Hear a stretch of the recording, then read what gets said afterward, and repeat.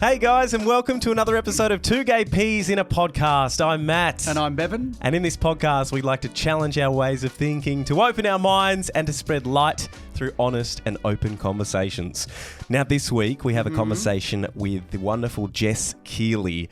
Jess is a self-taught artist, entrepreneur, and creativity advocate. She also teaches other people how to unlock their creativity, especially using watercolors. Welcome to the podcast, Jess. Yay! Thank you. Thank you for having me. It's so Very good to have you. exciting. It's so good to have you on. It absolutely is. Now, I was saying to Matt before, you're my Western District sister, I think, because are you in Portland? I was. I'm actually in Bendigo now. You've moved. I have, but I missed the coast so bad. But yeah, was Portland. And now Bendigo. We were just saying Now before, because Bendigo. we've moved up from Tasmania, and we were saying just before how much we miss the water ourselves. Yeah. Oh, this is the thing being in Melbourne now. In Tassie, you're just near the coast wherever you go. But here in Melbourne, I miss the water. Because I grew up in Camperdown and was born in yeah. Terang. I know. Yeah, Cool. So, yeah, cool. My sister used to teach down in Portland. A big shout out to all the Portland people. Yeah, Right nice. down there. Windy Portland, I used to call it. Or is it really Windy Warrnambool, probably? That's more Oh, like it. windy Warrnambool. Yeah. Windy Warrnambool. All windy. Yeah, windy, cold. Very. Well, Jess, let's talk about how we first found out about you. I mean, I think it was my birthday in 2020, and Bevan and I had only been living together about 6 months or something, and it was like the first time we'd been together for my birthday. I think COVID was just like around the corner. Just around the corner. We had a couple of budgies, so we had some little pet budgies. Cliffy. Yeah, Cliffy and Sunny, or Cliff and Sunny. And Bevan got one of your incredible pieces of art for my birthday. Yes. Oh my gosh. Have I a look at forgot. that, everyone. There it is. Completely forgot that that's how we first kind of came across each other. That was back when Yeah. I used to do commission work, because I don't do it anymore, but that was a really fun one to do. Oh.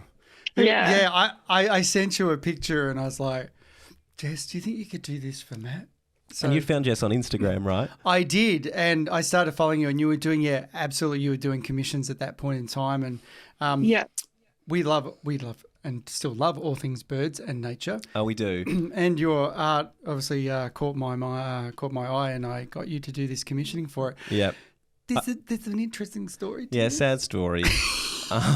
So these, our gorgeous little birds, Cliff and Sunny, they were tame. They were hand raised, and they'd fly around the house with us and eat breakfast with us. And little Cliffy, this one over here, he was the cheekiest one, and he used to like eat out of our bowls of porridge with us each did. morning, and He he'd did. like preen you, and he was just absolutely beautiful. And then Sunny was like gorgeous as well, but he was a little bit more erratic and wasn't as friendly. He was the crazy bird. It was a bit of a sad day. It was only a few months after actually Bevan got me this beautiful painting from you, Jess. But the birds were flying around the house as they always do, and I wanted to keep them in the lounge because I had to go and do some creative work in my studio room, the spare bedroom. And so I put them in the lounge, and I wanted to shut the lounge room door behind me. And then little Cliffy was flying behind me, and I accidentally closed the door on his head. Yeah, so Oh my God. tragic little tale. He died instantly.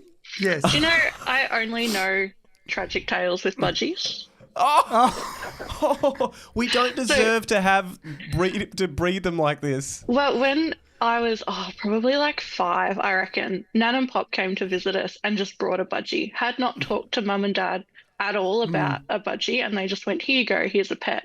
And so it was George, and George just squawked and squawked and squawked all day, every day. Mum and Dad did not like it. I loved George, but yeah, the noise would annoy Mum, especially we had floorboards that would echo around the house all the time. Yeah. So quite often Mum would put George outside, move the cage outside to quieten him down a bit and, take the noise elsewhere. And one time George was forgotten outside and there was a frost overnight. Oh. And so there was no more George. Oh, that's so sad. I I know of more tragic budgie tales in my own life. So, yeah, I don't think we'll get another budgie. I have to say, Matt's family has a few tragic stories of birds. Yes. Like, you really do have a lot of bird tragedy in your family. Birds might not be for you. Oh, I love them so much, but yeah, I love them so much now that I can't even see them in a cage anymore and whatever. But we don't deserve them. They're too beautiful. But the good news is, we have a memorial, beautiful watercolor done by you. We do. This sits in the house now, and we look at it all the time and think of the joy that those little budgies gave us. We do. Amazing. And you're an amazing artist. Yes. So Jess, was that when you were starting out, when we sort of contacted you at the beginning? Yeah, so I'd kind of been going for about a year at that point, but not seriously. It kind of took me a while to, like, I like to say that I accidentally fell into business. Right. It was never the plan. And so in 2019, at the start, I started my first year of uni, and I really liked painting as a hobby. I studied pharmaceutical chemistry at uni, so complete opposite end of the spectrum kind of thing. And so painting was a way to kind of shut my brain down. I feel like I have a very noisy brain, and the only time that it goes silent is when I'm painting. And it's kind of the mindfulness tool that I can do, because I can't do other like meditation. I get really fidgety. So if I'm painting, my brain shuts down, but my hands are still busy and I can kind of tolerate it then. So I was just painting kind of as a hobby on the side of uni. And then I had a few friends ask if they could just buy a print off me from like a couple of my paintings. So I thought, yeah, maybe I could do this. I'll just put a few up on Etsy and like see what happens. Because if it's a few bucks here and there, it'll pay for a coffee or something while I'm going through uni. And so when I started, I think my like small prints, I was charging like $3 for them. Like it was nothing. Oh, wow. Bargain. Yeah. And so I'd get like one sale every couple months, and then towards the end of 2019, it had picked up a little bit, and I did my first market at the end of 2019 and started to get my name out there a bit more. So come 2020, I was starting to take it a little bit more seriously, still definitely not considering it a business, and probably not even considering it a side hustle at that point either. It was just this thing that I do. And then so when I painted those budgies, I think I still wasn't really fully into it. But then when COVID hit and we went into lockdowns, all of my uni stuff went online, and I moved back home with mum and dad, and I all of a sudden had all this extra time on my hands, as we all did. And that's when I started to kind of work a bit harder on my marketing and getting a little bit more professional. And then, it was mid-2020 that everything took off and went nuts, and it completely changed at that point, which was really exciting. Wow. Yeah. I love that story. So you said you don't do commissions anymore. So for a time there, people would send you things that they would like painted. But kind of how is it working for you now? Yeah. So when everything kind of took off mid 2020, there was this one day where I had a post go viral on Facebook, and I wasn't expecting it. I put this post up into the Buy From a Bush business Facebook page. It has to be approved. So I posted it and then just went about my day. I think I went out for lunch with a friend, and my phone was going off while I was out for lunch with this friend, but I wasn't checking it. And I got home and it was like, holy shit. There was just orders coming in. It was being shared, liked and commented thousands and thousands and thousands of times. So I went from, I think before then, a busy week for me would be like 2 to 3 orders in a week. And I got about 324 hours. Oh, wow. Yeah. It was absolutely nuts. I had to shut shop because I would pack 2 orders and 15 new ones had come through, and there was just no way I was going to catch up. I had mum and dad working for me outside their jobs when they would get home. But anyway, so when that post went viral, I had all these people going, hey, can you paint me this? Can you paint me this? Can you paint me this? And I ended up with a waiting list of 20. And then after that 20, I was just turning people away. And so that waiting list of 20 sat there for probably 6 months, and I hadn't done any of them because every time I looked at the list, none of the requests made me excited to paint. Like Ah, there was some weird requests too. Like I only paint animals and flowers and stuff, and people would be like, "Hey, can you paint me Saturn, but put my car on it and have flames coming up and like a pyramid in the background?" It's like, right. no, Right. have you seen my stuff? I don't do Yeah. that. And they go, "Oh, but I think you'd do it really well." It's like, no, it's not even remotely close to my style. So it got to the point where the commissions just weren't bringing me any joy anymore, and they were feeling so much like a chore. And I just Mm. wanted to paint what I wanted to paint. And I had a few, or one experience in particular, I had a guy from Canada commission me to do two dragonflies. And I was like getting a brief from him and seeing what he was after. It was going to be a gift for his aunt or something. And I said, "So how do you want me, like color wise? Do you have pictures you want me to work from?" And he went, "You're the artist. I give you full creative control. Do what you think is best." Mm. So I sketched them up, showed him, he was happy with them, gave him kind of a rundown of how I was going to do it. He was happy with it. I painted them, sent him a photo, and he went, "Nah, they look childish. I couldn't give them to my aunt. I Oh. wouldn't even give them to my 6-year-old niece." Um, it's like just because I put a little bit of like a shimmer paint through the wings of the dragonfly, because dragonfly wings shimmer. Yeah, Exactly. yeah, Yeah. yeah. And so he thought I'd like put glitter on it or something and made it like this Uh, kids project.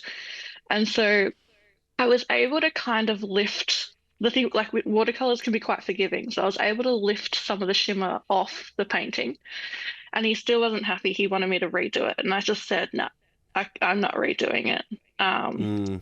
so in the end, I think I kept his deposit, but he didn't end up paying the full rest, and I ended up selling the dragonflies to other people anyway. But Yeah. yeah, it got to like he gave me full creative control and then went, "Nah." So this is Yeah. too much hassle for what it's worth. I'm just gonna stick to what I want to do. Great move, I think. The Yeah. creative process is so incredibly personal. Yeah. I mean, I feel so lucky that we have one of your commission pieces there. I because know. I love our budgies. Yeah, there's but, not many. oh, look, absolutely. You know, it's your thing. Painting, drawing, sketching, it's all so incredibly personal. So Yeah. people buying your art that's already completed and done, that's come from your vision, and appreciating that is a wonderful thing. Yeah. What are your favourite things to paint? Oh, just anything native Australian. When I Yeah. started out, I didn't have that kind of niche thing. I would do anything. I had zebras, I had giraffes, I had just anything I wanted to. And I realized that it was really the native Aussie things that gave me the most joy, things that I could see in my backyard, or things that I hope to one day see when I am able to travel Australia. And Mm. like we've got such a unique group of like native animals and flowers that are unlike anything else anywhere. So it's really cool to kind of celebrate them and share them with people who aren't aware. Like I painted a numbat, and not many people actually knew what a numbat was. And what's What is a extra, numbat? Yes. What's for those Yeah, who go are on, listening? tell us. For those who are listening, put in your comments if you know what a numbat is. Yes. But what is a yeah, numbat? it's an interesting thing. I think they're native to kind of South Australia and Western Australia. So I've never actually seen one either. But they're funny little, I don't even know what I could compare it to because it's just so unique, but they're very cool. And so it's also exciting. I have quite a large international following now too. Yeah. Right. And so it's Yeah. really cool to share the lesser known Australian animals with people Mm. overseas because they know koalas and they know kangaroos. But that's often about it. Yeah. So it's really exciting to, yeah, share what Australia has to offer beyond just the kind of well-known cliche type things. Yeah. Yes. You would love what happened to us over the last 5 days. We went back down to Tassie and we're very blessed that we've got this lovely land that goes on the Russell River and we're able to sit there for nearly 15 to 20 minutes watching a platypus. Oh, yes. nice. So cool. I've never watched a platypus for as long before because they're often quite, they'll disappear if you're too noisy or anything. And Yeah. this one was, it was just floating up and down the river, and then it found a little sunny spot, and it almost looked like a dog. It like cocked its little back leg, and it was like preening itself in a way that like a dog licks its crutch or something. Yeah. It was this little platypus having a go, a little sunbake, and then it paddled down the river and kind of floated down the rapids just like this. It was so beautiful. That's so cool. I've never seen a platypus real life, so that's on the list as well. Yeah. But We found a dead one once. Oh. Another morbid animal story. But we lived in the bush in South Hobart for a little while, and in the backyard, in the back was the bush, and there was this little creek, and a neighbour found a dead one. Yeah. And she walked up and showed us. True. And we touched its little bill, and it was just like the softest leather you could ever imagine touching. It was beautiful. It was intact. It was the most gorgeous little thing. wow. And just a proviso, family and friends that are listening, we don't kill animals. If you want to leave any animals with us, we don't kill animals. No, we don't. In our care at all. Jess, I noticed that you say you're a creativity advocate, which is incredible. I would call myself a creativity advocate as well, because I know, since kind of diving into my creative side, how much it's helped me as a person, and how I feel like you can give back in a sick world in a way by putting our creativity out into the world. And it's really hard sometimes as well to put your creativity out there out of fear of judgment or whatever. But I find I push through that more and more every time I put art into the world, including this podcast. How do you believe that tapping into our creativity helps us, though, from your perspective? It's just, it does wonders for the mind. Like I said before, when I paint, it's the only time my brain goes completely silent. The noise stops. Especially, I feel like nowadays we're just busy. Everyone's busy. We're always thinking about the next thing. We're always thinking about what's already happened, what's about to happen. We're not really present with now. And so it's just that slowing down. And it's even, I feel like once, at least I found with painting, once you start to paint, you start to look at the world differently as well. So when I'm like out walking through the bush, I'm noticing colors and shapes and patterns and how things look together. And I'm kind of noticing it in a way that's like, if I was going to paint this, how would I do it? Like, how would I layer the colors? What techniques would I use? And then that again is like a mindfulness thing, like stopping and slowing down and really thinking about the smaller things rather than, all right, when I get home, I'm going to go do my laundry, and then I'm going to do like, it's just bringing you back. And and then just the movement of it, like that brain to hand connection of painting or whatever creative activity you do, that connection from your brain to however you're putting that out there, that's just strengthening little muscles in your hands and strengthening the nervous system. And it's just, there's so many benefits. Yeah. We talk about presence a lot in this podcast. We do. It's so right. Like, I suppose when you're painting, you can't reach for your phone and distract yourself and procrastinate because your hands are busy, which is a wonderful thing. Yeah. And it's one of the few things that you can do to shut your brain off but keep your hands busy, which is what I need as a very fidgety kind of person.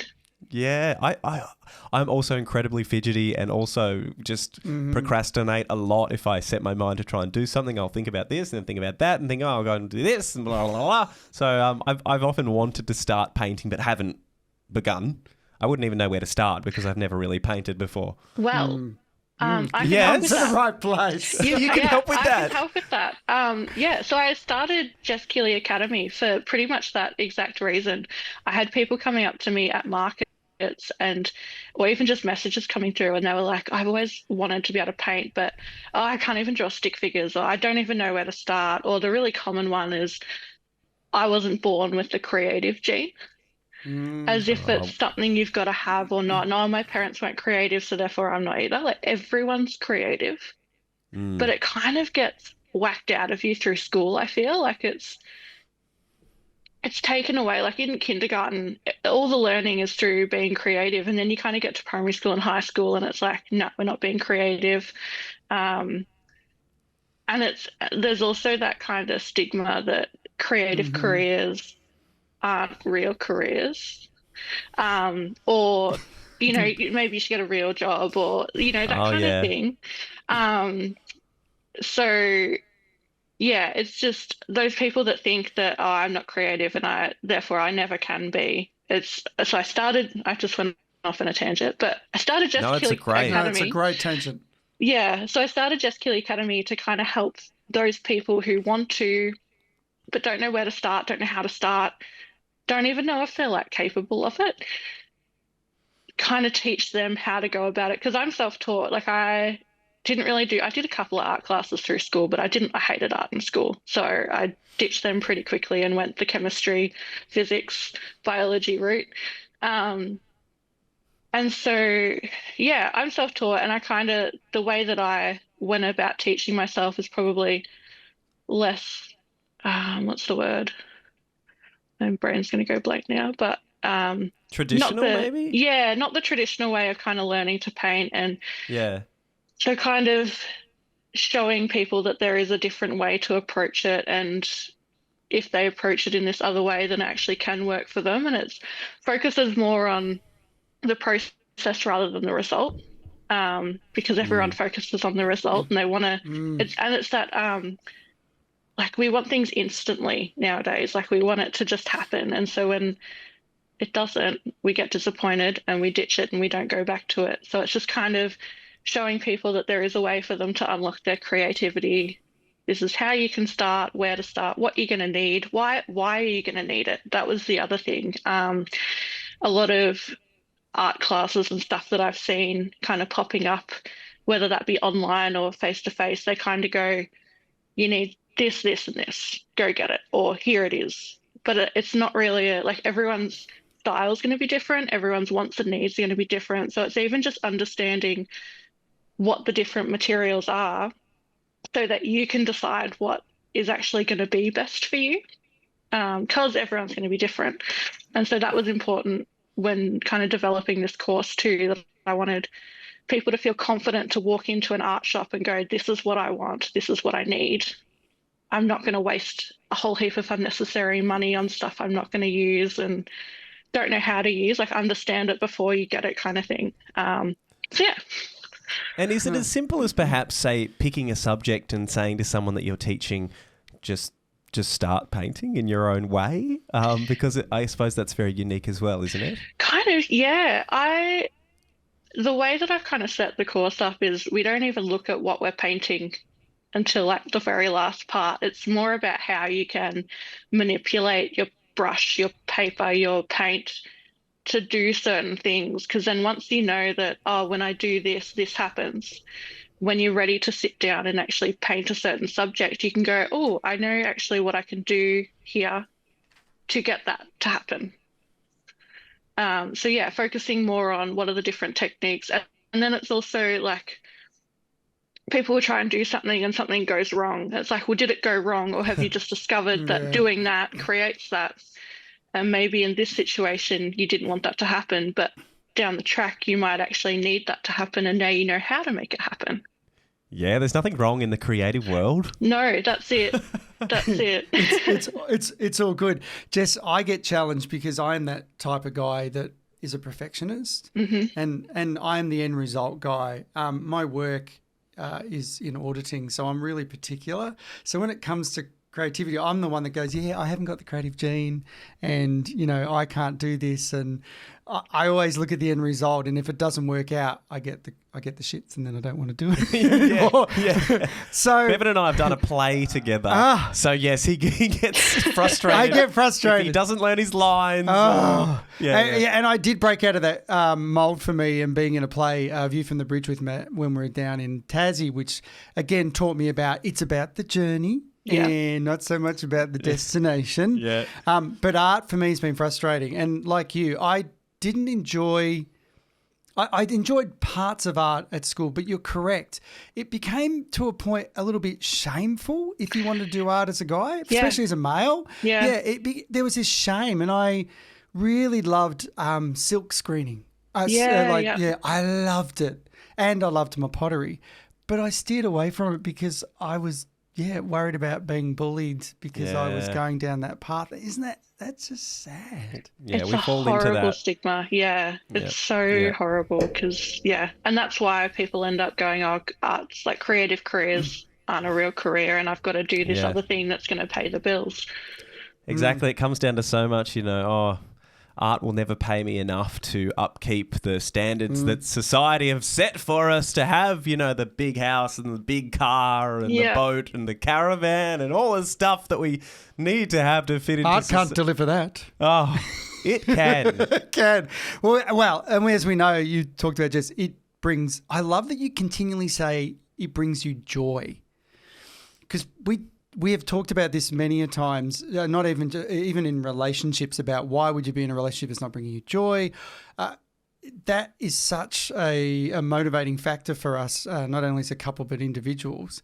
And I'm just really amazed to hear that, if it doesn't bring you joy, don't do it. Why waste your time on things that aren't bringing you joy? Like, we've got such a short amount of time to go do things and have fun, and why spend that time doing something unenjoyable? Like, you need to go out and find those things that bring you joy. And find ways to slot them into your life. Exactly. Absolutely. I hear you on the I hear that, and because I leapt into freelance creative life a few years ago, and I hear that and I believe it, and I absolutely know how much joy it's given my life and how much joy it continually gives my life to do creative work, and I feel like I'm giving back, and I feel like I can make some small change, even if it's just a small little dent in the world, when sometimes the world just feels completely overwhelming and it's like, how are we ever going to make this place any better?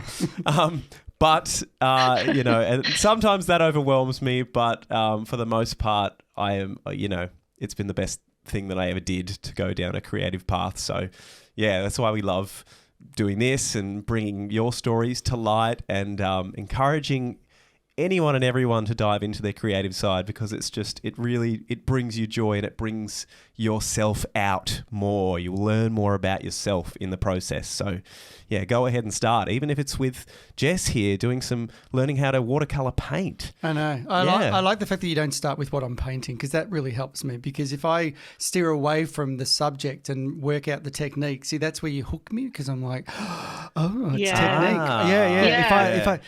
That's the hook for me, because I'm like, I just want to learn these techniques, and you see, I'm okay with that.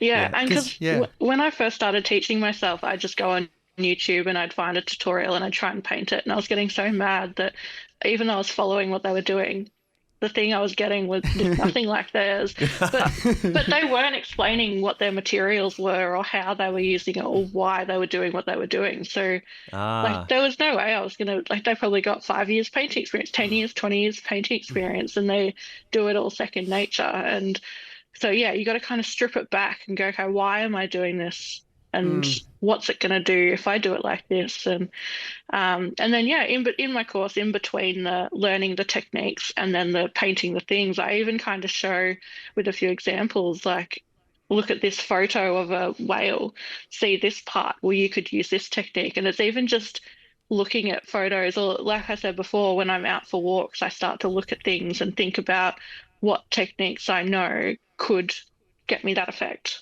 And then you start to recognize how you can kind of bring it all together. Yeah. I love that when you said by walking in the bush, like, it slows us down and makes us see the world in a different way. And we all need to start remembering what the world really looks like, because I think we've forgotten the beauty of what's really around us. Is it because we're looking at beauty more often through our phones now, and rather than actually going out there? Like hyper sensationalized beauty on the phone, so we forget that there's simple beauty as well, and it's all around us. Yes, absolutely. Even like a real intense close-up of something that is beautiful, and then putting a filter on it to make the colours pop even more, and then you go there and people are disappointed, but that's the real thing, guys. Yeah, you're right. That's it. Yeah, That's the real thing. Now, respectfully, we are not going to delve deeply into your medical condition, but we wanted to explore from your medical condition. There's obviously been challenges for you with this medical condition and the way that you've gone through your life, grown through it, and also found your creativity with this medical condition. And we'd just love you to share what you feel comfortable with about of how this medical condition has integrated and interacted with your life and how you've dealt with that. Yeah. Yeah. It's a weird thing to kind of think about because I obviously don't know any different. I've had it my whole life, so I don't know what the other option is. And it's never really been something I've let get to me. And it's funny because I think a lot of people think that my art has come from a place of needing to heal, but I don't think it has. There's been, I don't know, there's this weird idea that art comes from a place of trauma and healing, and that, you know, that's kind of how art is made and what inspires it. But I don't feel like in my situation that's it at all. Like it's just something I enjoy. Yes, it does help me feel a lot better, but I don't think it's really connected in a way, if that makes sense. And I think that's why I keep it. Yeah. And I think that's why I like to keep it separate from my art and my business, especially with an online presence, is you've got people with medical degrees from Facebook who think they know all the answers. And they've got miracle healing creams, and they've got I had one person ask me if I tried intermittent fasting, and it was like, what? Oh my goodness. And, you know, I've got Australia's best doctors behind me. It's like, intermittent fasting. How did they not think? Like, are you serious? And so that's partly why I keep it separate. And there's also there's this expectation for people with medical conditions or who have something different about them to be advocates for that. But being an advocate for it can be so exhausting. You've got to be in the right place, and it's quite a mental load. And so I'm not interested in being an advocate for my medical condition, but there's this expectation that I should have to and want to. And so that's been quite interesting because I get messages all the time asking me very bluntly, very rudely, just what is it? It's like, I don't know you. Why would I tell you personal information like that? Like, so random on the internet. But there's this feel like it's like they think they're entitled to know because I put myself out there, then I must share. And then they get offended when I don't share or when I don't want to be an advocate. And they pull the whole, oh, well, you should want to raise money for research or something. It's like, well, yeah, but I don't have to do that right here, right now for you. Like so it's been interesting dealing with the internet trolls and the Karens of the internet. Dealing with that's been interesting and something I didn't think I'd have to deal with as much. But the more you put yourself out there, the more the crazies find you. And they're finding us too.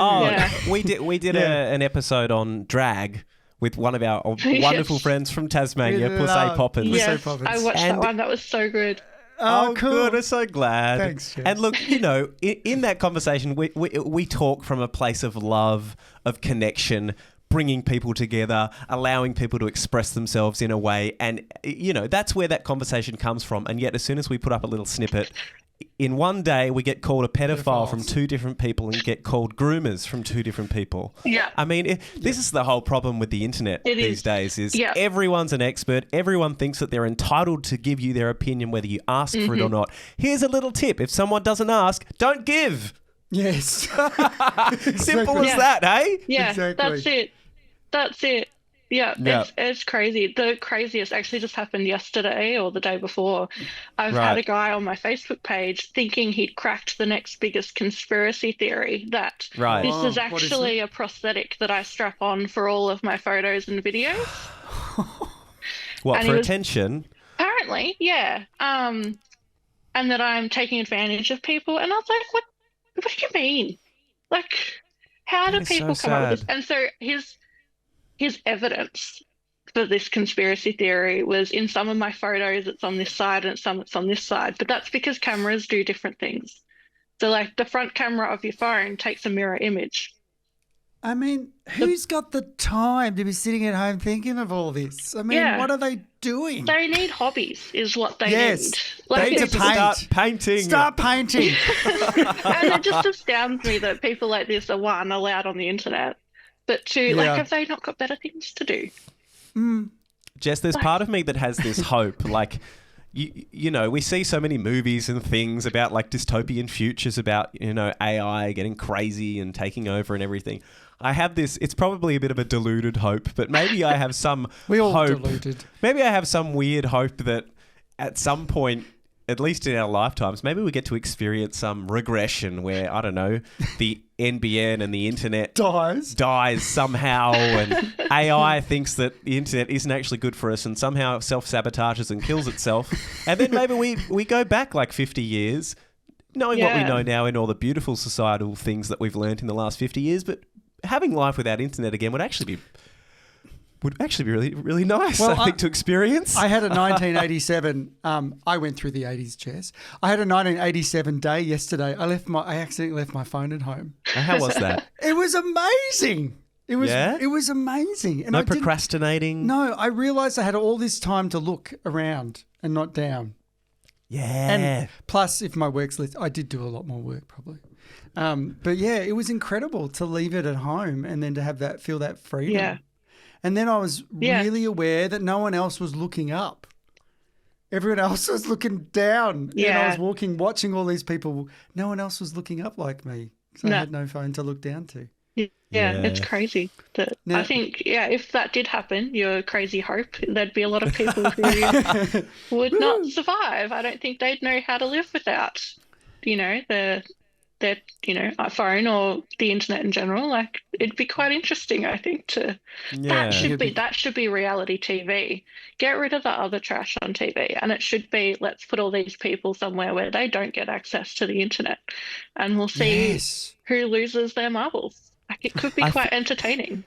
It could be. It really could be. I feel like if you put them somewhere in nature or something, though, maybe there wouldn't be enough drama for TV. It's got to be. It's got to Yeah, be that's full of true. drama to be on TV. Yeah, till we fall of ratings drama. would be down. Oh. Yeah. Now, you've become very entrepreneurial and you have won an award fairly recently. Yes. Can you?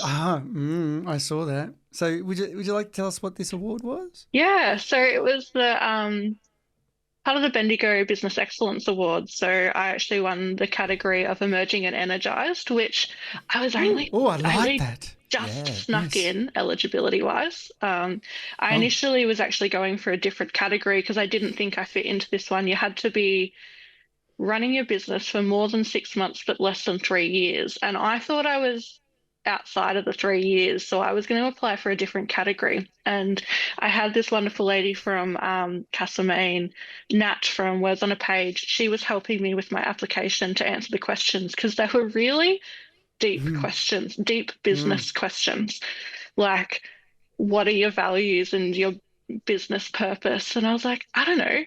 I'm just winging it. Like, I don't know. And so Nat really helped me kind of unlock that actually I do know the answers to these questions and I can actually write really good things for them. And so she helped me with that. And she, partway through me writing my answers, she went, you've got to change categories. Like, you need to be in the emerging and energized. I was like, I don't think I'm eligible. She goes, well, technically you didn't register your business name or get an ABN. Like, you didn't get that straight away because I didn't. And you didn't start running it as a business until later. So technically you're just within the 3 years. So we quickly switched categories, got the application in. Didn't really think anything was going to happen from there, but got the call to say I was a finalist. So the next step was interviews, and that was really scary because they asked me a lot of big business questions like, what's my financial outlook for next year? I don't know. Oh, gee.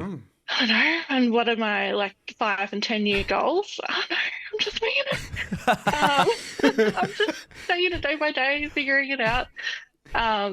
So definitely did think I was kind of going to progress past there. And there were two other businesses in my category and wonderful businesses. So I thought, nah, they've got it. One of them's got it. Um, I'll go along to the fancy awards night. It'll be good. They suggested to everyone to prepare a speech just in Oh. case they did win. And Mhm. I hate public speaking. I hate making speeches. And I just didn't think I was going to win. So I didn't bother with the speech part.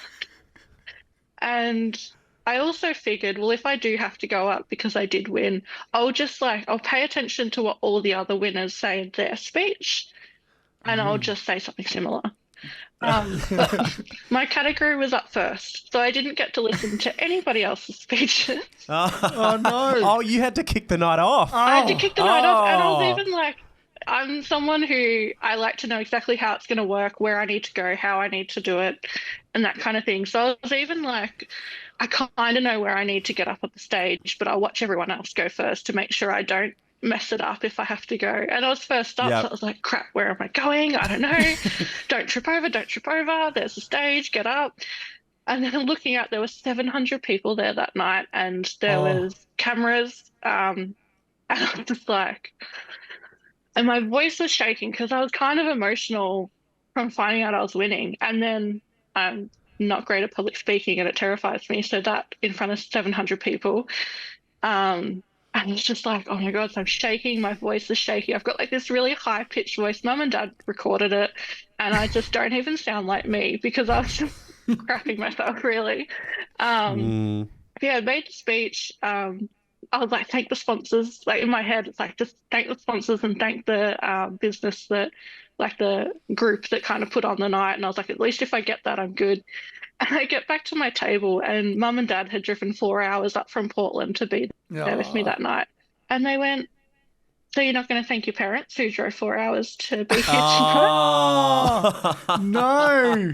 Oh, That's all right. I said thanks to everyone who supports me. And Yeah, they're there you like, go. It was "Oh." holistic. Yeah, but they did not let it down the whole night. So as everyone, all the other winners, I think there were like 19 categories or something. So as all the other winners are getting up and they're thanking their parents or their family, Mum and Dad would look at me and be like, see, they're thanking them. Jess, other than winging it from a business point of view, have you got any advice to anyone that really, as a creative, wants to start their own business? Have you got any advice? Other than, Yeah, I feel like my it, advice is probably, I mean, it doesn't sound very original because I feel like I hear it everywhere, but you've just got to start. Like, no, it's great.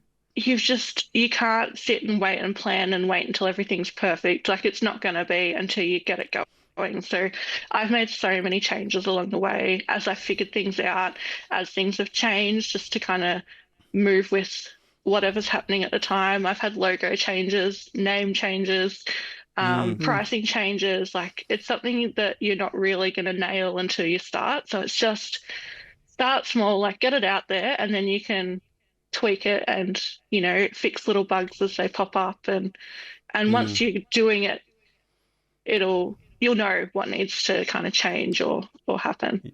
Yeah.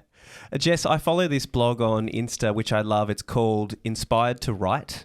And look, the person who started this blog is a writer, but I find it helps me in any creative thing that I'm doing. I feel like it would be helpful for any creative doing any creative job or wanting to start doing anything creatively. They talk about putting crap art into the world because you have to put shit art out sometimes to get to know yourself, to know what's good, to know what's not, and just to keep producing. Because I know sometimes I get caught up in a thing of trying to record something for a show reel, for example, and it's never good enough. I'll spend days, weeks on something and then record it over and over and over and over. And then sometimes I'm just like, no, that's not good enough. I'm never putting that anywhere. I still have things that I've probably spent a long time on, a lot of creative energy on, and I never put it anywhere. It was never seen by anyone. Yeah. So if you want to start a creative journey, exactly what Jess You've just said. Just gotta put put it something out. out there. Yeah. Because even if it is crap, like even in creating that thing, it's practice. Like you're building on that like experience of doing things and, building, I like to call them creative muscles. You've got to exercise them like you would exercise any other muscles. So even making crap things it's still exercising those muscles. Some Yeah. people also really like crap things. Like I've put things out where I've gone, this is not great, but check. And people have gone, oh my God, I love it. Where can I get Yay! it? So some people Art just like is crap objective. things. Yeah. Yeah. Yeah, Subjective. absolutely. Objective. Yeah. And it's also like, even if you put out a crap thing, 4 years, 5 years down the track, you're going to look back at that and you're going to have this like really cool, this is where I was, this is where I am now.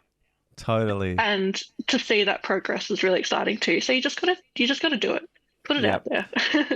Another creative that I follow, they also suggested, based on like insecurities and being a bit self-conscious in starting a creative journey, create an Instagram page and just, I don't know, block people that are in your immediate sphere, that you're a bit scared of their judgment, or people that know you really well. Yeah. And you want to put a bit more of a vulnerable side of you online to start sharing and growing a community. Block the people that you know and love. Start putting it out into the world, and then you won't be like as insecure and self-conscious about things. Yeah. Yeah, 100%. But then That's I also another think thing. like when you put the crap things out, or the mistakes out, or the bloopers, like that also just shows that you're human and it's not this like magical correct. rainbow fairyland where everything works out What? perfectly. And then Exactly. and then people connect with you through that, and then that kind of helps you develop and grow too, because you realize you can make these connections through the failures, and people trust you more then because you're not living in fairyland. It's so true. We love seeing bloopers and things, don't we? But They're it's great. so hard to put that side of yourself out there, but you've just got to do it. You just got to do it. And, Yeah. and you've been watching along, which thank you so much for watching our potty. Yeah. And that's what we've done this time, is gone, look, everyone can see this, and we're just being really honest and authentic. And family, if you want to listen, that's great, and learn more about us. We're telling you some very personal things that we haven't shared with family or friends. Yay. Yeah. Yeah. But That's been a big thing for us, is sharing been lots of such- vulnerability, knowing that our families are Yeah. learning more about us. Yeah. That's been interesting, but really good too. It's been It's very cathartic. it is. Yeah. It's very cathartic, and we've just got to keep doing that. And the whole point when we look at artists, and it's the beauty is in the eye of the beholder. People can see it in different ways, and you might as well just put it out there and feel that joy. If you're happy with it, then just put it out there. Yeah. Don't worry about what anyone else thinks. But it's hard, isn't it? Because we've connected ourselves to somehow. We haven't, but people think they have the permission to be able to tell us what they think. Yeah. Yeah. About Exactly. It all. Yeah, about it all. But you just gotta block them. You should see my block list. Yep. It's massive. It's massive because I go, that's not the energy I want in this space. You're gone. See ya. Absolutely. Love No some of the three comments. chances. Some of the You're comments gone. that we've been getting too, they're always blank profiles that are following a lot of people but have no followers. Yeah. And what Yeah. who are these people and what are they doing? Why are they doing it? I don't know. But Yeah. just block them. Don't Yeah. listen to it. You're not welcome here, so get out. Get out. So, Jess, in your creative space right now, as you're not doing commissions now, but what are you now focusing on as a creative, and what you're putting out there? Because everyone would love to hear. Yeah, so this year's been really big getting the course out. That kind of launched earlier in the year. So a lot of this year has been really big on putting out things to help people unleash their creativity and that kind of thing. But also I just love different giftware and ways that people can decorate their homes, and also just like Australian souvenirs are kind of shit. Like the ones you get at airports and at at information centers, they're all made in China. They're just a bit shit. And so just kind of giving people this alternative Australian giftware that they can take home or send home to family overseas and that kind of thing. And it's much nicer stuff. So just doing a lot of giftware. Art prints are always a big one. Calendars at the moment. Love doing calendars. So yeah, just kind of all kinds of things at the moment. Getting ready for Christmas too. I love doing Christmassy things. So got some fun little Christmas goodies coming out. Yay. I love your posts. I really do. You're so creative, and there's so much joy in them. But I love your Christmas stuff. So I'm looking forward Bevan's to it. obsessed with Christmas. I'm obsessed. I mean, Do you want a little sneak peek? Yes, Yes, Yeah, please. 2 please. seconds. Yes. Oh. I want a sneak peek. For everyone, Bevan is completely Christmas obsessed. I mean, I've never been very Christmassy, and then as soon as Bevan came into my life, it's just all about Christmas these days. Yeah, He gets so excited. great. I know. Yeah. When we automatically, when my phone connects to the car, I have like Glee Christmas comes up. Yeah, it I'm always not plays quite Christmas like music. that. I love Christmas, but I don't do the Christmas music. Okay. But I've got this little guy. Oh, that's so cool. I love it. That's and gorgeous. this little one. Oh, yes. Oh, so, don't yeah. I love wrens? They're just so beautiful. Wrens are my favourite, and I have this Me thing too. where once I've painted something, it's kind of been there, done that, not interested in doing it again. Like I can't repeat it. But fairy wrens, I could paint like 50 of them every day, and I will never get sick of painting them. I love them so much. Me too. So, Their little yeah. song is just so delicate and sweet and high-pitched and beautiful. I love Yeah. them so, so much as well, Jess. Yeah, Many they out just at the campground dance last around. week. Yeah, they're so cute. The little flittering. They're so teeny. You think, what's underneath all those fluffy little feathers? their little bodies would be like as big as your They're thumb, I so swear. tiny. Yeah. Yeah. They're so cute Yeah. though. So yeah, I'm very excited to put them out. I've got some gift tags coming, and I reckon I might put them on some mugs as well because they went really well Yay. last year. So yeah. Well, Jess, give us your plugs. Tell us where people can find you. Your Insta. You've got a couple of Yeah. Insta profiles, right? Yeah, and that was a mistake because now it's too Oh. too lots of content to put out. But yeah. Yeah. So I'm on Instagram. I've got jess.keely.creative, as well as jess.keely.academy for the course side of things. Great. Jess Keely Creative and Jess Keely Academy on Facebook. And then my website for Jess Keely Creative is www.jesskeelycreative.com. And my course can be found at jesskeelyacademy.teachable.com. Cool. Love So that. And they're of all the course, pluggables. if you want to find Jess, and you've got us on socials as well at 2GayPs, we'll put all of your links on our social media as well, Jess, so people can find you there. Amazing. We've enjoyed This has been great. chatting with you so much today. This is good. This is my first ever podcast interview, so I was very excited. A little bit nervous, but very excited. Oh, Yeah. No. I still get nervous before every single one, Jess. I do. I'm like, will I be able to think of stuff to talk about? What am I going to do? And it always Yeah. works out. It always works out. Yeah. It always works out. But Yeah. yeah, you're very inspiring and have always been inspiring to us. Watching your journey has been, and it gets me a little bit emotional because you have really just inspired me to continually think about that I am creative. And often many of us have been told that we're not. Yeah.